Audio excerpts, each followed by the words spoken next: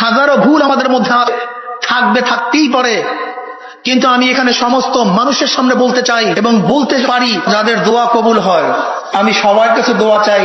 আমরা যদি আওয়ামী লীগের দালাল হয়ে থাকি, দিনে তাদের বিরুদ্ধে কথা বলি, রাত্রে যদি তাদের সাথে হাতাহাত করে থাকি, তা আল্লাহ পাক যেন এই দুনিয়ার মধ্যে আমাদেরকে গজব দিয়ে ধ্বংস করে ফেলেন।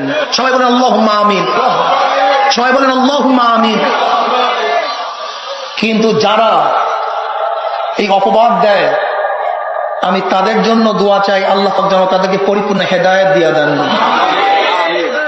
সবাই যদি এই চিন্তাই করেন যে আওয়ামী লীগকে বাদ দিয়ে বিএনপিকে ক্ষমতায় বসাতে হবে, বিএনপিকে বাদ দিয়ে আওয়ামী লীগকে ক্ষমতায় বসাতে হবে, যদি চিন্তার দৌড় এই পর্যন্তই হয়, তাহলে দুজনকে বাদ দিয়ে ইসলামকে ক্ষমতায় বসাতে হবে, এই চিন্তা কে করবে?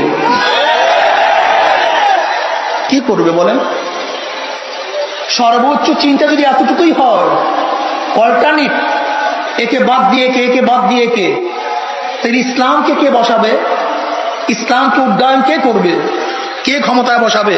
না, আমরা চাই no east, no west, no Awami League, no BNP, Islam is the best. আমরা সোশ্যালিজম বুঝি না, আমরা ক্যাপিটালিজম বুঝি না, আমরা কমিউনিজম বুঝি না, আমরা ডেমোক্রেসি বুঝি না, আমরা গণতন্ত্র বুঝি না, আমরা আওয়ামী লীগ বুঝি না, আমরা বিএনপি বুঝি না। ইসলাম ইজ দ্য বেস্ট। ইসলাম কি ক্ষমতায় নিতে হবে? তত সত্য না মিথ্যা?